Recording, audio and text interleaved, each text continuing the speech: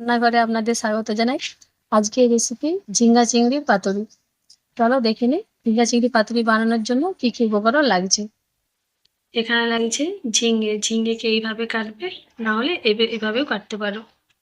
আর লাগবে চিংড়ি মাছ, লাউ পাতা, সরষা, পোস্ত, জিরে একসাথে বেটে নিয়েছি, পেঁয়াজ বাটা, আর লাগবে কাঁচা লঙ্কা। ঝিঙ্গাটা ভাপিয়ে নেব, সেই জন্য জল দিয়ে আমি এর উপরে একটা ভাপানোর জন্য জাম বসিয়ে দিয়েছি। এর মধ্যে ঝিঙ্গেগুলো আমি ভাপানোর জন্য দিয়ে দিচ্ছি। সব ঝিঙ্গেগুলো এভাবে একে একে ভালোভাবে ভাপাতে দিয়ে দিতে হবে। দিয়ে আমি একটা ঢাকনা চাপা দিয়ে দেবো।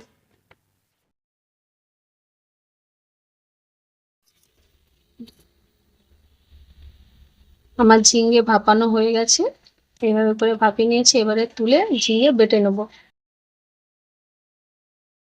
ঝিঙ্গে আর চিংড়ি মাছ বাটা হয়ে গেছে, এবার এর মধ্যে একে একে সব মশলা মিশিয়ে দেব।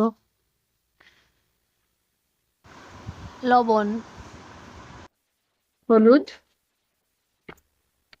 পেঁয়াজ বাটা, এবারে বেটে রাখা সব মেশানো মশলাগুলো দিয়ে দেব। বাটা মশলার সাথে কাঁচা লঙ্কা দিতে ভুলবেন না। সরষের তেল সব মেখে নিতে হবে।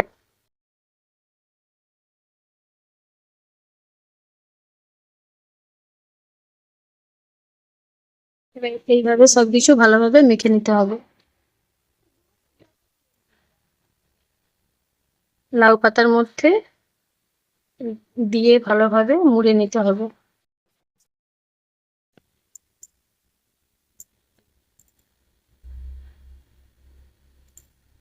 কাঁচা লঙ্কা আর এরপর দিয়ে সরষের তেল দিয়ে হাতাতে খুব সুন্দরভাবে মুড়ে নিতে হবে।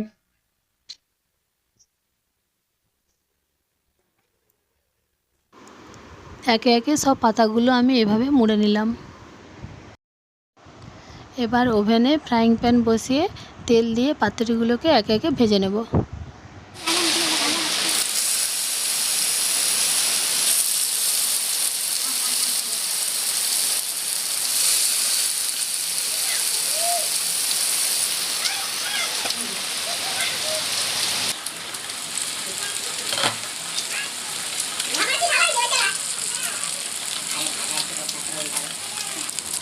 এইভাবে পাতুরিগুলোকে এপিট ওপিট করে ভেজে নিতে হবে।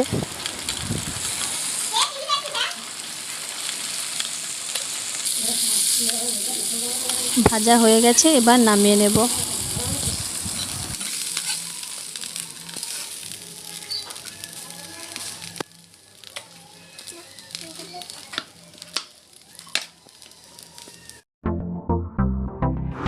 সব পাতুরিগুলো এভাবে ভেজে নেব।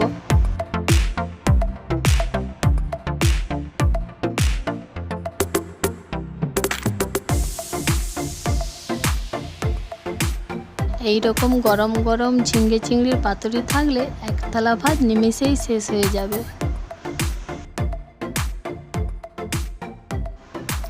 এভাবে ঝিঙ্গে চিংড়ির পাতুরি বাড়িতে একবার ট্রাই করে দেখুন।